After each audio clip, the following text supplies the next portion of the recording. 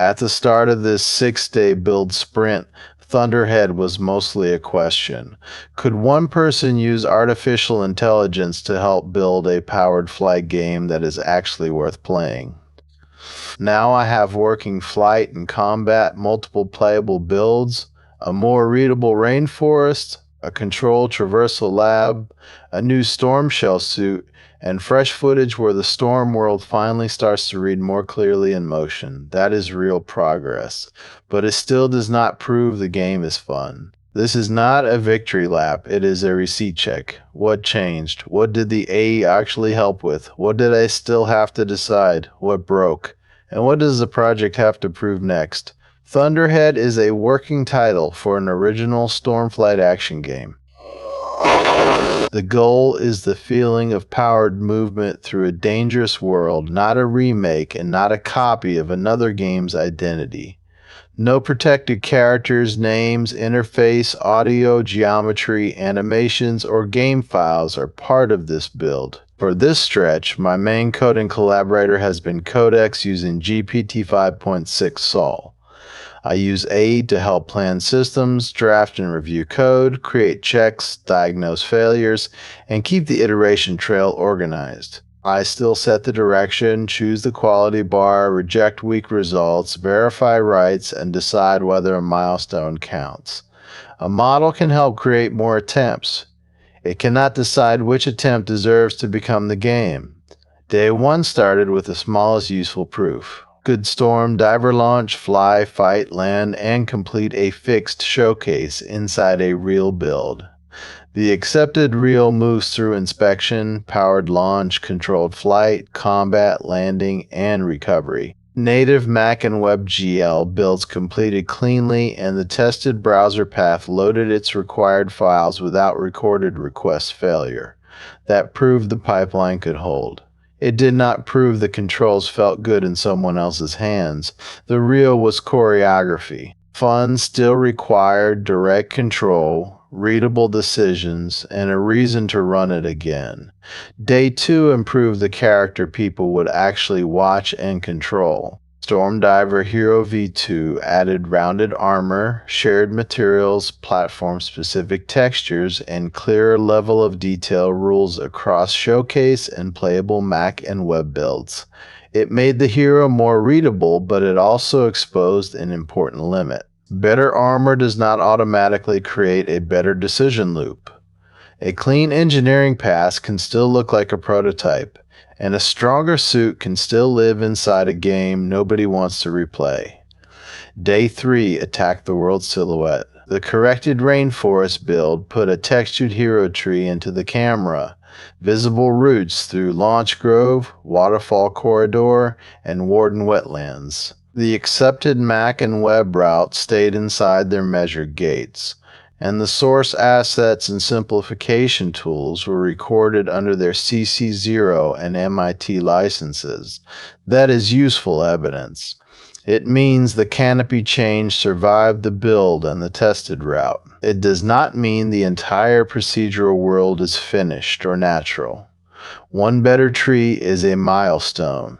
It is not a finished rainforest. Day 4 separated experimentation from the frozen mission. I used an isolated storm atmosphere lab to test traversal, gates, terrain readability, and the world's visual pressure without quietly changing the accepted mission build. The lab produced clean Mac and web builds, a complete controlled course sequence, and a repeatable visual checkpoint inside the allowed metal tolerance.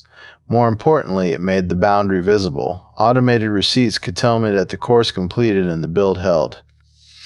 They could not tell me whether the keyboard, gamepad, motion comfort, audio balance, or overall feel was good. The lab made iteration safer. Human play still had to make the verdict. Day 5 pushed the Stormdiver toward a more original silhouette with the Stormshell Exosuit Pass. The overlay added a chest pressure lattice, a rear turbine halo, shoulder arrow veins, calf heat ribs, cyan storm glass channels, and an asymmetric forearm emitter. The first emitter was rejected because its edge-on shape read like a dark horizontal bar. Thin ribs and channels also failed the repeatability review. Those problems were narrowed instead of hidden. The emitter became a compact vertical mantle. The shell separated more clearly from the base armor, and unstable details gained more readable width. The accepted Mac and WebLab builds passed their automated budgets. The human suit readability and live play gates remained open. Day 6 is where the progress becomes easier to see without a chart. In the fresh V37 isolated build capture, storm lighting is clearer, the environment has more depth, and the suit propulsion now reads through cyan vapor, a turbine plume, and a boost trail. This is the strongest motion proof in this day's 1.6 recap. But the label matters. It is an isolated development build, not finished gameplay, and not a promoted production milestone. Hands-on playtesting is still ahead. The next visual push is stronger skies, better terrain and vegetation, clearer water, and a more convincing sense of momentum and hovering. The footage shows direction. It does not close the quality gate. Across these 6 days, the eye helped turn requirements into systems, draft code, review changes, suggest tests, compare outputs, and narrow down failures.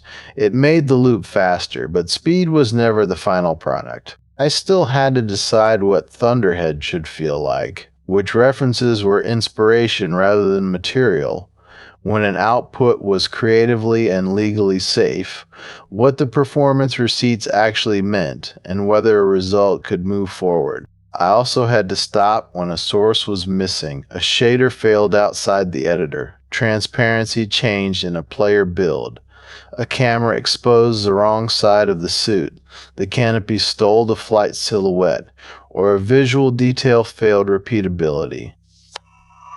That is, the part of iDevelopment I want this series to show. The useful skill is not asking a model for more. It is creating a process that can reject more. I can accelerate attempts. Direction, taste, rights, acceptance, and the decision to stop remain human responsibilities. After 6 build days, Thunderhead has crossed from an idea into a testable prototype with stronger proof than it had at the start.